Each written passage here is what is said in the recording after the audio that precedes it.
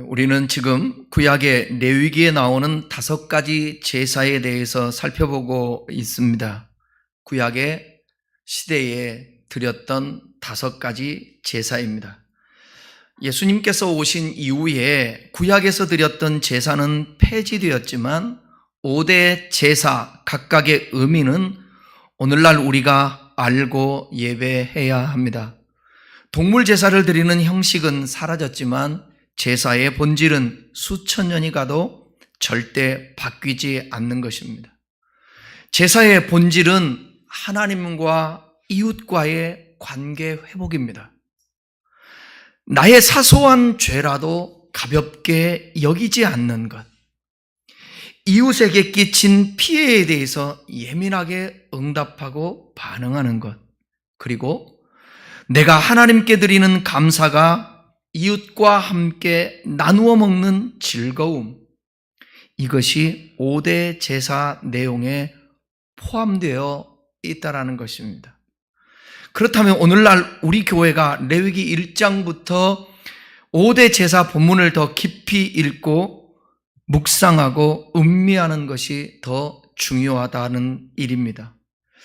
지난주까지 5대 제사 중에서 3가지를 살펴봤는데 잠시 그 제사들의 목적만 살펴보도록 하겠습니다. 첫 번째, 번제에 대해서 살펴봤는데 번제는 속죄를 위한 것이었고 그 다음은 하나님을 향한 자신의 헌신에 대한 표현과 감사입니다. 그런데 왜 여기에 속죄가 들어가는가? 나중에 살펴봤던 속죄자라든지 오늘 살펴본 속건제가 있는데, 근데 여러분 그러고 있잖아요. 하나님 앞에 감사하고 하나님 앞에 헌신해야 되는데 죄의 문제를 해결하지 않고서는 하나님 앞에 감사와 헌신이 그게 온전치가 않은 거예요. 그래서 속죄가 포함되어 있는 것입니다. 두 번째, 소제를 드리는데 소제는 우리가 삶을 영위할 수 있도록 물질을 공급하여 주시고 보호하여 주신 하나님의 은혜와 축복에 감사하면서 드렸던, 경배했던, 특별히 곡식 같은 것을 통하여서 드렸죠. 그 다음에 두 번째는 자신의 땅을 가지고 있지 않는 제사장들은 당시 12지파 중에서 땅을 분배하는데 레위인, 제사장이 속해 있는 레위인은 분배를 받지 못하지 않았습니까? 그들은 땅이 없으니까 그들은 하나님의 일 수고를 하면서 사니까 그들을 위해서 제사를 통해 음식을 제공하고 그들을 보호하기 위함이었다라는 것입니다. 그 다음에 속죄제는 2가지 문제를 해결하기 위한 것인데 첫 번째는 비고의적인 죄, 부지중에 지은 죄에 대해서 해결하기 위하여서 속죄제를 드렸고, 그 다음에 정결하지 않는 문제, 즉 부정한 상황, 그것을 정결하게 하기 위해서 제사를 드렸다라는 것입니다. 오늘은 속건제에 대해서 살펴보겠습니다. 속건제는 레위기 5장에 잘 나타나 있습니다. 속건제라는 뜻은 아샴인데 범죄, 그 다음에 범법, 손해, 그런 뜻을 가지고 있습니다.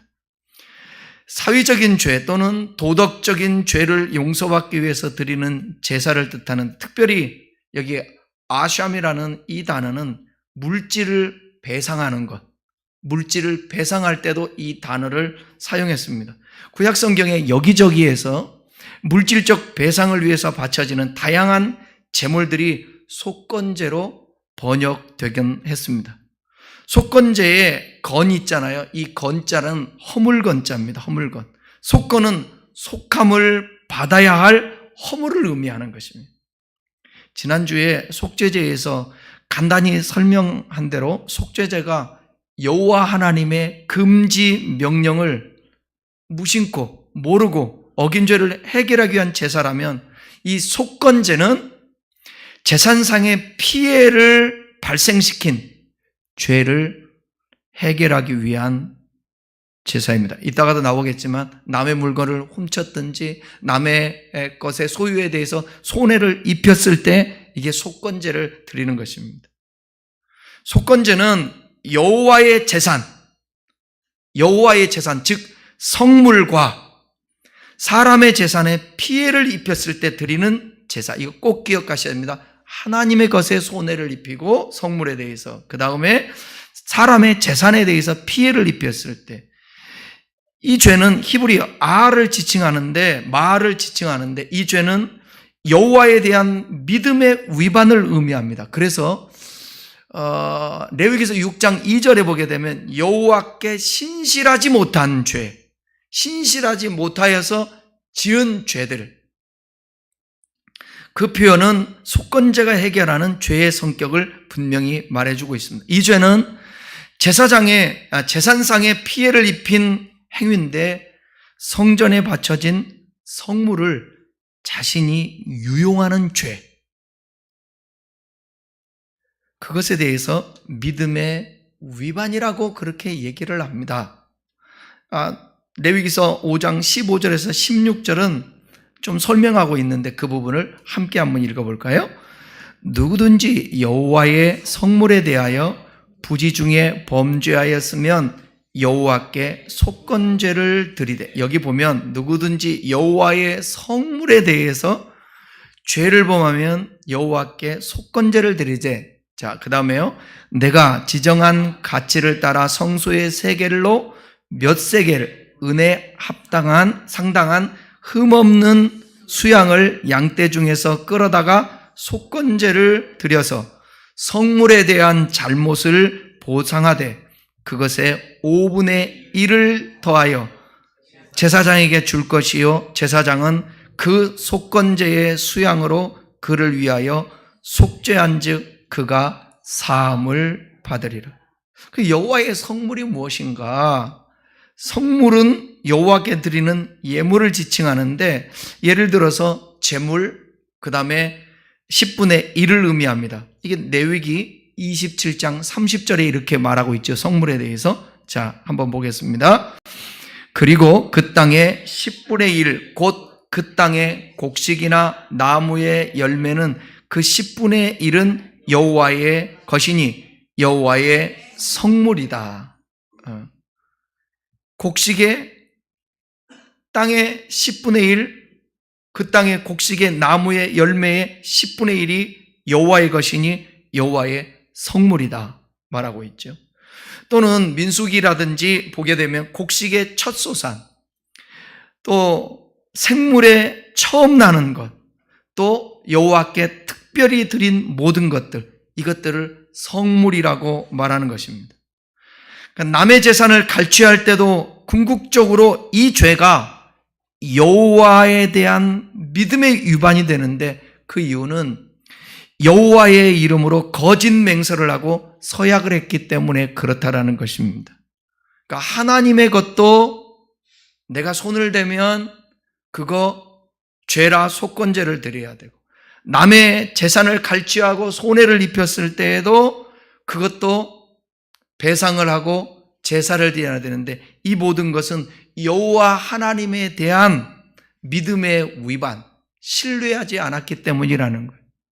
죄라는 것은 여러분, 우리의 연약함도 있지만 그 본질적인 것은 뭐냐면 하나님 아버지에 대한 신뢰가 부족하고 하나님 말씀에 대한 신뢰가 부족하니까. 죄의 싹은 사망, 하나님과 분리돼. 우리는 하나님으로 인하여 하나님으로 말미암아 사는 사람인데, 천수답인데, 하나님이 하늘에 문을 닫아 비를 내리지 아니하고 이슬을 내리지 아니하면 어떻게 살 수가 있겠습니까? 그러니까 하나님과의 올바른 관계가 되어야만이 우리가 살 수 있는 것이에요. 근데 그 관계가 올바르지 않게 된, 하나님을 신뢰하지 않는 믿음의 위반, 성물에 손을 대고 그 다음에 내 이후의 새 것에 갈취를 한다든지 착취를 한다든지 손해를 입힌다든지 이런 것들. 자, 사람들에게도 손해를 입혔을 때 어떻게 말씀하고 있는지 레위기 6장 1절에서 7절, 좀 깁니다만 함께 읽어보겠습니다. 누구든지 여호와께 신실하지 못하여 범죄하되, 여기도 나오죠. 여호와께 신실하지 못할 때 범죄한다고. 자, 곧 이웃에 맡긴 물건이나 전당물을 속이거나 도둑질하거나 착취하고도 사실을 부인은. 그러니까 여러분 요즘 매스컴에서 나오죠. 오타니 야구선수. 오타니 통역사인가요? 통역사 맞나요? 통역사가 몇백억 된다는데요. 그거를 갈취한 거죠. 유용해가지고 그거 도박을 하고 그런 거죠. 이거는 구약 시대로 말하면 속건제 반드시 드려야 되고 돈도 배상해야 되는데 그 돈이 있을지 모르겠어요. 자, 3절. 남의 잃은 물건을 줍고도 사실을 부인하여, 그러니까 남의 물건 주워가지고 이거 하면 돼요, 안 돼요? 사모님은 남의 물건을 많이 주셨습니다. 돈을 아마 몇백만 원 아마 주셨을 거예요. 그 주워가지고 무서워가지고 관리실에 갖다 주고 경찰서에 갖다 주고. 여러분 어떠나요? 그동안에 혹시 호주머니에다 넣은 거 있습니까? 10,000원짜리라도 배상해야 합니다. 구약적으로 하면. 4절. 이는 죄를 범하였고 죄가 있는 자니 그 훔친 것이나 착취한 것이나 맡은 것이나 잃은 물건을 주운 것이나 그 거짓 맹세한 모든 물건을 돌려보내되 곧 그 본래 물건의 5분의 1을 더하여 그러니까 남의 것을 줍는다든지 손해를 끼친다든지 그러면 몇 프로를 더 보태야 된다는 거예요? 아니 몇 프로? 20%를 더 보태야 된다는 거예요. 여러분 이게 얼마나 감사한 일 아니에요? 내가 만약에 가해자가 될 때는 이런 말이 다 있어 그럴 수 있지만 내가 피해자가 되었을 때는 얼마나 좋은 거예요. 그러니까 하나님이 너무 예민하게 정도로 다루고 있는 거예요. 그동안에 혹시라도 우리 이런 잘못 없는 사람이 어디 있겠습니까? 우리 모두 다에게 있는 것이죠. 있죠.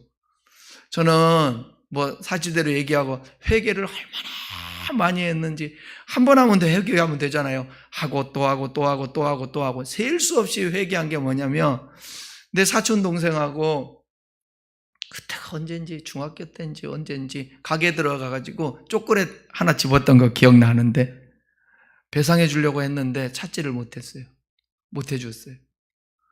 여러분 우리가 살아가면서 남의 거 하나라도 짚고 친구들 거 지울 게라도 하나 잡고 그게 없을 수 없잖아요. 그걸 지금에 와서 어떻게 배상할 수 있어요? 할 수 있으면 해야죠. 하나님 앞에 회개하고 앞으로가 더 문제이지 않겠어요? 앞으로 우리의 삶 속에서 하나님과의 관계가 단절되니까. 6절 보십시다. 그는 또 그 속건 제물을 여호와께 가져갈지니 곧 내가 지정한 가치대로 양떼 중 흠없는 수양을 속건 제물을 위하여 제사장으로 끌고 갈 것이요 제사장은 여호와 앞에서 그를 위하여 속죄한즉 그는 무슨 허물이든지 사함을 받으리라. 사함 받는 데다. 하나님이 지금 예방하는 거예요. 뭐냐? 야, 너 남의 거 혹시라도 손해를 입혔으면 그대로 갚아야 된다? 아니면 더 갚아야 된다? 20% 더 갚아야 돼요. 그리고 또 뭐 해야 되는 거예요? 제사를 지내야 돼요. 제사를. 흠없는 수양 데려다가 가져가서 속건제를 드려야 되는 것입니다. 그러니까 이러한 제사상의 피해를 입힌 자는 5분의 1이니까 20%를 더해서 수양까지 성소에다가 받게 되니까 더 많은 물질이 소요된다라는 거죠. 속건제는 구체적인 생활 속의 범죄를 하나님 앞에 회개하는 것입니다. 일상생활 속에서 우리가 다른 사람을 힘들게 하고 꼭 물질만 이기겠습니까? 다른 사람을 모함하고 거짓말하고 상처 주고 이랬을 때 왕따 시키고 고통을 주었을 때 오늘날 이 사회에서 이 하나님의 말씀이 마음판에 새겨져서 이 말씀을 이루면서 산다면 오늘 직장이라는 공동체 안에서 갑질할 이유가 없죠. 손해 끼치지 않죠. 그렇지 않겠습니까? 기업하는 사람들은 착취하지 않겠죠. 요즘은 많이 좋아졌습니다만 옛날에는 정말 공장에서 일하는 사람들 일 시켜놓고 월급 제대로 주지 않고 요즘 외국인들이 우리나라에 들어와서 많이 일하고 있잖아요. 우리나라 사람들은 정작 힘들고 어려운 3D 안 하지 않습니까? 그럼 외국인들이 와서 해요. 그 일을 하는데 일 시켜먹고 돈 안 주면 안 되잖아요. 사고 나서 손가락에 자르고 보상 안 해주고. 그거 어떻게 해요? 그 하나님이 다 보고 계십니다. 그게 다 우리나라가 옛날에 사우디 가서, 독일 가서, 외국에 가서 다 겪었던 것. 미국에 가서 여러분 영주권 없이 그걸 뭐라고 그래요? 시민권 없이 있는 거를 불법 체류하면서 그러면 어디 사고라도 나면 배상받을 데가 없고 병원도 가지 못하고 그런 삶을 살았다고요. 우리나라가 지금 외국인들이, 노동자들이 너무 많습니다. 식당 가보세요. 외국인들이 있잖아요. 그죠? 요즘은 사우나탕 가도 머리 깎는 사람이 우리나라 사람이 없어요. 이제는 연세가 다 들어있어서 다 조선족 외국 사람들이, 중국에 있는 사람들이 와서 머리 깎더라고. 이제 그런 시대가 되고 말았습니다. 그런 자들에게 함께 더불어 이게 어우러져 살아가는, 이제 우리나라도 다문화 그런 얘기할 필요 없이 그냥 같이 함께 어우러져 살아야 되는 거예요. 외국인들 무시하면 안 되는 거고. 같이. 특별히 예수 믿는 사람은 아델포스 형제라 그리스도 안에서 모두 그래서 존중해 줄 줄 알아야 되고 무시하면 안 되는 것입니다. 여기에 속건제의 의미가 들어있다고 생각할 수 있겠습니다. 속건제를 드리는 예를 종합해 보면 성물을 범했을 때, 여호와의 금령을 범했을 때, 남의 물건을 취했을 때, 여기에 또 한 가지 추가 뭐냐? 행음, 간음. 남의 아내를, 남의 남편을, 그리고 불의를 행하면서 이게 죄 짓는 것들이 있지 않습니까? 불륜을 하는 것. 이것도 속건제에 포함되고, 나실인의 서원할 때도 속건제가 필요했습니다. 그래서 이 속건제를 드리는 과정 중에서 자복의 순서가 있어요. 레위기 5장 5절에 보게 되면 아무 일에 범과하였노라고 자복해야 돼요. 나 이래 죄를 지었다고 자복하는 거예요. 특별히 이 신약 시대 때에는 제물을 바치는 시대가 아니지 않습니까? 제물 대신 예수 그리스도가 있고 예수 그리스도로 말미암아 하나님 앞에 나아가 죄 사함을 받기 때문에 우리는 예수님의 이름으로 여러분 자복해야 돼요. 나의 어떤 허물과 죄가 있고 상대편 사람들에게 고통을 가했다고 한다면 그것을 내 마음속에서 소환해서 하나님, 내가 잘못했습니다. 주님, 나의 죄를 용서하여 주십시오. 그 사람의 마음을 치유해 주십시오. 찾아가서 용서를 구하는 것입니다. 이것이 진정한 성경이 말하는 회개입니다. 이웃에게 죄 지어놓고 사과나 대가를 지불하지 않고 하나님께만 회개하는 것, 이거 아니에요. 잘못한 것이 있으면 먼저 찾아가서 용서를 빌거나 배상을 해야 돼요. 이것 때문에 비판받은 영화가 있었죠. 우리 기독교가 이 영화 때문에 상당히 비판을 많이 받았잖아요. 미리앙. 나는 하나님 앞에 용서받고 이 안에서 감옥에서 평안하게 잘 지냅니다. 아니, 자식을 유괴해서 죽은 것을 본 장사치는 그 부모의 마음은 어떡하라고. 찾아가서 진짜 양심의 꺼리낌에서 용서하려고 가서 찾아갔더니 그 가해자, 범죄자는 그 안에서 평안한 가운데 나는 하나님이 용서해 줬으니까 괜찮습니다. 자매님도 평안을 얻으시기 바랍니다. 근데 이런 예가 우리의 일상 속에서 되게 많다라는 거 여러분 아세요? 내가 가해해놓고 미안해 한마디 하면 그게 다 되는 줄 알고, 아니죠. 재차 또 하고 해서 그 마음 속에서 정말, 그래서 적극적이어야 되는 거예요. 그래서 배상이 필요한 거예요. 그 사랑으로 정말 나쁜 기억이 사라지고 좋은 기억이 있을 수 있도록 밥도 사주고 선물도 주고 자꾸 미소도 짓고 말로써 미안하다 얘기도 하고 그래야 되는 거예요. 그래야 진정한 회개가 된다라는 것입니다. 예수님이 이 말씀하신 거 아세요? 마태복음 5장 23절 24절 한번 보십시다. 그러므로 예물을 제단에 드리다가 거기서 내 형제에게 원망 들을 만한 것이 있는 것이 생각나거든 예물을 제단 앞에 두고 먼저 가서 형제와 화목하고 그 후에 와서 예물을 드려. 난 청년 때 이 말씀을, 설교를 듣고 이 성경을 보면서 되게 괴로웠어요. 어떡하지? 내가 중학교 때, 내가 초등학교 때, 근데 그때, 잘못했던 것들을 어떡하지? 찾을 수는 없고. 그러니까 괴로움에 계속 회개하는 것이. 그런 것들이 누적되다 보니까 뭐냐면, 이게 죄가 고통이다. 그리고 앞으로 살아가면서는 이렇게 하지 말아야지. 그런 생각을 갖게 되더라고요. 여러분들, 예물을 제단에 드리는 건 얼마나 소중할까요? 그 예물을 드리는 거 중요한데, 드리다가 형제에게 원망 드릴 만한 것이 있으면 이거 먼저 하지 말라는 거예요. 그러니까 하나님이 아벨과 제사는 받으시고 가인과 제사를 안 받으신 이유는 추측건데 다양한 것이 있을 거예요. 하나님이 받으실 만한 마음 상태가 안 된 거예요. 오늘 우리 말씀을 들으면서 어느 정도 우리 자신들에게 전하는 전화 여러분들도 부담이 될 수 있지만 이 마음 가지고 하나님 앞에 이 문제 해결하고 하나님 저 용서해 주세요. 용서해 주세요. 내가 배상할 길이 없다면 하나님 그만큼 또 대가를 지불하면서 내가 이웃에게든지 주님 앞에라든지 내가 헌신하겠습니다. 그렇게라도 하면서 이 마음이 정결하고 하나님과의 관계가 올바라져야 된다는 것입니다. 속죄제의 제물은 범죄 형체에 따라서 다양하게 나타나는데 이러한 제물을 일일이 열거하자면 많이 복잡해요.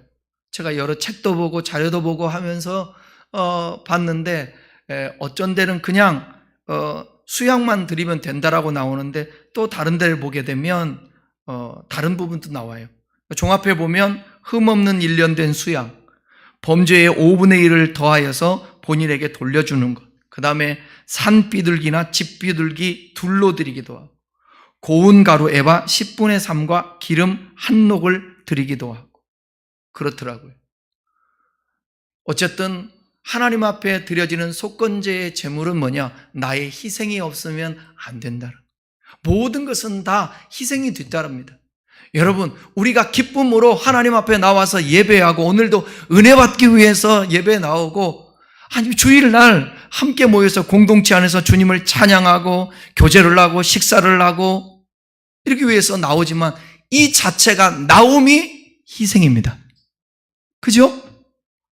토요일, 주말, 주일날 집에서 좀 쉬고 그러면 편안하고 일단 예배당에 오려고 한다면 뭐부터 해야 돼요? 씻어야 돼요. 씻는 게 여러분 짧지 않잖아요. 그죠? 예? 저 씻는 게 최대한 단정하고 뭐하고 이렇게 하는 게 20-30분은 걸리는 것 같아요. 샤워하고 뭐해서. 여러분 편칭 쉽지 않지 않습니까? 주일만이라도 또 옷 입어야죠. 또 차 타고 와야죠. 그게 쉽지 않아요. 희생이 다 따라오는 거예요. 그것을 감수하고 하나님 앞에 나와서 이게 예배 드리는 그 자체가 지금은 구약시대에 제물을 갖고 우리가 양을 잡아서 나오지 않지만 제가 그 당시에 여러분 성막에서 지난주에 제가 우리 교단의 총회에 가서 2주에 걸쳐서 이 성막에 대해서 다시 한번 공부를 했습니다. 옛날에 성막 공부한 거는 영적으로 해석하는 그런 목사님에게서 3박 4일 배웠는데 이번에는 논문을 써서 성막에 대해서 박사학위를 받으신 분한테 제가 한 12시간 정도 되나요? 이게 교육을 제가 이게 받았습니다. 근데 여러분 성막 앞에서 그 짐승을 잡을 때 생각을 해보세요. 얼마나 힘들겠어요. 막 피비린내가 나고 내가 끌고 온 양을 잡아 각을 뜨고 내장을 끄집어내고 이게 쉬운 게 아니라고요. 다 어려운 거예요. 그 과정을 통하여서 하나님 앞에 나아가요. 그러니까 저와 여러분이 그 구약적인 제사를 지내지 않지만 제가 얘기하는 거래요. 예배는 여러분들이 토요일부터 준비하라고. 주일날 심지어 입을 옷부터 생각하고, 네? 그 다음에 주일날 내가 하나님 앞에 드릴 예물도 그냥 꾸깃꾸깃이 아니라 정성 들여서 준비하고 성경도 조금 이렇게 보고 그러는 거예요. 그런 준비함이 우리에게 필요하지 않을까라는 생각이 들어요. 이 속건제의 영적 의미를 살펴보겠습니다. 우리의 이웃의 제사는 물론이고 하나님의 것들을 내 것이라고 착각하는 일이 없어야 하는 것입니다. 내 것은 내 것이고 네 것도 내 것이고 그러면 안 돼요. 나는 이 속건제에서 문득 이 생각이 들어요. 요즘 유산 때문에 싸우는 사람들이 너무 많죠. 자기가 무슨 일조를 했습니까? 부모님들이 땀 흘리고 고생해서 안 먹고 안 쓰고 해서 막 집 하나 사서 그거 또 하나 늘리고 뭐하고 하다가 어떤 사람은 졸부가듯 대박치고 그런데 그거 자녀들이 그것 때문에 소송을 걸고 싸우고 장례식장에서부터 싸움이 벌어지는 거예요. 벌써.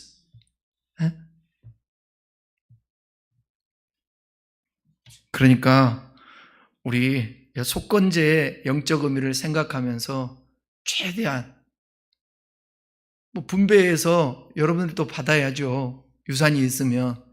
근데 소송 걸며 싸우면서까지는 그럴 이유가 없고 이렇게 부자에게는 삼가 조의를 표하고 가난한 사람들에게는 삼가 축복하는데 자식이 싸울 일이 없습니다. 저희 부모님들 같이 유산이 없으니까 싸울 일이 없더라고요. 싸울 일이. 싸울 일이. 유산이 있거든 감사하고 서로 다투지 않아야 된다라고 그렇게 생각이 되어져요. 내 것이 아깝고 소중하면 이웃의 것들도 소중합니다. 그렇기 때문에 타인에게 손해를 입히는 속이는 것이나 도둑질은 금해야 되고 설령 잘못을 했다면 그만큼의 대가를 지불해야 됩니다. 이 사회가 이 속건제의 의식을 가지고 있다면 참 살기 좋은 나라에 될 거예요. 그래도 저는 우리나라가 그래도 괜찮은 나라라고 생각합니다. 유럽 같은 나라는 소매치기 때문에 항상 조심하라. 조심하라. 가방 뒤로 메고 다니지 마라. 항상 가방은 앞에다 메라. 여권 잘 챙겨라. 절대로 스마트폰 놓지 마라. 그래서 제가요 외국에 갔을 때 스마트폰을 여기다 고리에다 걸고 다니는데 얼마나 불편하든지 안 잊어버리려고. 예? 우리나라 같은 경우는 스마트폰 여러분 어디에다 놔도 누가 안 집어가잖아요. 노트북도 안 집어가요. 외국 같으면 큰일 납니다. 그냥 큰일 납니다. 유럽도 큰일 납니다. 그냥 들고 갑니다. 내 거예요. 그러면 쏘리 하고 주고 가면 끝나는 거예요. 이런 건 절대 안 되죠. 남의 물건은 여러분 손도 대지 말고 지나가다가 깨르기죽 있으면 줍지도 말아요. 주었으면 경찰에 갖다 주든지. 이번에 여러분 한 60대 정도 되시는 분 같아요. 물건들이 집에서 못 쓰는 물건들 나오면 그거 싣고 오거든요. 근데 런닝머신이 있잖아요. 이번에 런닝머신을 이게 쓰다가 그거 이제 버리려고 해서 사람 불러서 버렸어요. 이게 다 분해를 하는데 그 안에서 돈이 나왔어요. 돈이 얼마가 나오냐? 5천만 원인가가 나왔어요. 현금으로 5만 원짜리 다발로 이렇게 해서. 근데 그 부모님이 평상시에 치매가 있었는데 그 얘기했대요. 치매 있으면서도 런닝머신에다 내가 돈 넣었다. 가족들이 다 봐도 없으니까 치매 때문에 거짓말했나 보다. 이렇게 그냥 헛소리 하시나 보다. 그렇게 생각했는데 이제 안에 다 뜯어보니까 거기서 5천만 원이 나와요. 이거를 보는 순간 견물생심이라 어떤 마음이 있겠어요? 바로 경찰에 연락을 해서 경찰이 와서 이 5천만 원에 대해서 이게 주인에게 돌려주었어요. 주인이 고맙다고 몇 프로? 잘하시네. 여러분 주지는 않대 그런 일은 있기를 바랍니다. 1억 주우면 1,000만 원은 갑니다. 1,000만 원은 갑니다. 10억 주시면 수표를 주시면 그럴 일은 없습니다. 네, 그럴 일은 있지 않을 거예요. 그래, 정직하게 그렇게 돌려주다 보니까, 그래서 그 얼마예요? 500만 원? 500만 원이 벌어서, 그래서 표창장까지 받더라고요. 이런 사회가 되어야 되지 않겠습니까? 이게 좋은 사회이죠, 이게. 그 다음에 남의 것을 이제 내가 잘못한 거 있으면 뭐 대가를 지불한다든지 20% 했다면 그 다음에 하나님 앞에 회개해야, 그래서 제사를 지내는 것입니다. 하나님에 대해서 사실 우리가 가진 모든 것이 그분의 것이며 그에게 대한 고백으로 우리는 하나님께 물질을 드리는 것입니다. 만일 마땅히 그분께 드려야 할 봉헌물을 오로지 내 삶을 누리기 위해서 사용한다면 구약에서 속건제를 바쳐야 하는 죄일 뿐이라. 그래서 오늘 우리가 속죄제는 드리지 않는다 할지라도 그 의미를 갖고 산다면 모든 것이 내 것이라고 생각하면 안 된다는 거예요. 주님의 것이면서 청직인 거예요. 왜 아멘 안 합니까? 내 것은 내 것이에요? 그리고 하나님 거는 빨리 하나님 거 가져다 써야 됩니까? 아니에요. 모든 것이 다 하나님의 것이에요. 여러분, 내 것이라고 생각되어서 내가 내 마음대로 쓰고 내가 관리하잖아요. 당연히 이 관리는 그런 의미가 아닙니다. 뭐 통장 관리가 아닙니다. 그것은 내가 내 삶을 책임져야 돼요. 그리고 힘들 때 하나님 나 좀 도와주세요. 염치 없잖아요. 아니라 하나님 것인데 내가 관리할 뿐인 거예요. 그리고 보니까 천수답으로 살아가는 것이 오히려 여러분 하나님께 늘 언제나 신선하고 하나님이 주시는 것을 우리가 먹고 살아가게 되는 것입니다. 천수답이. 이 천수답의 의식을 가지고 있는 사람은 겸손할 수밖에 없어요. 그리고 기도하지 않으면 안 돼요. 하나님 의지하지 않으면 안 돼요. 우리의 모든 삶이 하나님 앞에서 늘 언제나 주님이 기뻐하는 삶으로 살아가기 위해서 신약시대의 신자들도 자신의 육적인 물질 사용을 회개한 뒤 하나님 나라를 위해 자신의 모든 것을 바치겠다고 결심한다면 그것은 일종의 속건제가 될 것입니다. 말씀을 마치겠습니다. 속건제는 지난주에 말씀드렸던 속죄제와 더불어서 이거는 자원제다, 의무제다? 의무제입니다. 죄의 문제는 반드시 해결해야 되니까 이건 자원제가 아니에요. 의무제입니다. 의무제. 뭐 다음 주에 살펴볼 화목제라든지 소제라든지 번제는 이거는 자원제지만 속죄제와 속건제는 이건 의무제예요. 속죄제는 도덕적 계율을 어긴 죄인데 다만 그 죄는 아까도 말씀드린 것처럼 비고의적인 죄, 다시 말해서 그릇 무심코 여호와께서 금한 계명을 범한 것, 이 죄를 무슨 죄? 속죄죄. 그래서 속죄했다고 해서 속죄제를 지르는 것입니다. 복습해 본다면 속건제가 해결되는 죄는 재산상의 피해를 입힌 죄에 국한된다는 점에서 이 속죄제와 조금 구별이 되는 거죠. 이 속건제는 상대방의 금전적, 물질적 손해를 배상한 다음에 여호와 하나님 앞에 속건제를 드리는 것입니다. 그것이 하나님의 성물이었어도 또 똑같은 것이고, 그러니까 우리가 하나님께나 사람에게 범하는 죄를 소홀히 여기지 말고 작은 죄라도 자복하고 회개하여 죄가 쌓이지 않게 해야 합니다. 저는 설교를 마치면서 이런 생각도 해봐요. 우리가 물질적인 손해 안 끼친다 할지라도 나의 말과 나의 행동을 통해서 누군가에게 상처를 주고, 그러니까 제가 살아가면 살아갈수록 마음속에 늘 신앙 속에 이게 새겨지는 게 뭐냐면 말을 함부로 하지 말라는, 농담이라도 정말 생각하면서 농담을 해야 돼요. 분위기를 좋게 하기 위해서 말하는 것, 농담하는 것, 그거 필요합니다. 그런데 농담 속에서도 사람이 상처를 받고 그때는 괜찮은데 집에 돌아와서 생각해봐서 씩씩거리는 거예요. 우리의 말이 선한 말, 아름다운 말, 착한 말, 좋은 말, 이런 말들이 필요하다라는 것입니다. 가까운 가족들에게도 마찬가지예요. 여러분들이 아름답고 선하고 축복되고 좋은 말들을 할 수 있기를 바랍니다. 그래야 우리의 가족들이든 우리의 주변의 이웃들이든 가장 가까운들 상대편들이 마음에 상처를 받지 않습니다. 혹시라도 그런 상처를 주는 아픔을 주었다고 한다면 하나님 앞에 우리가 속건제를 드려야 합니다. 다 같이 기도하겠습니다.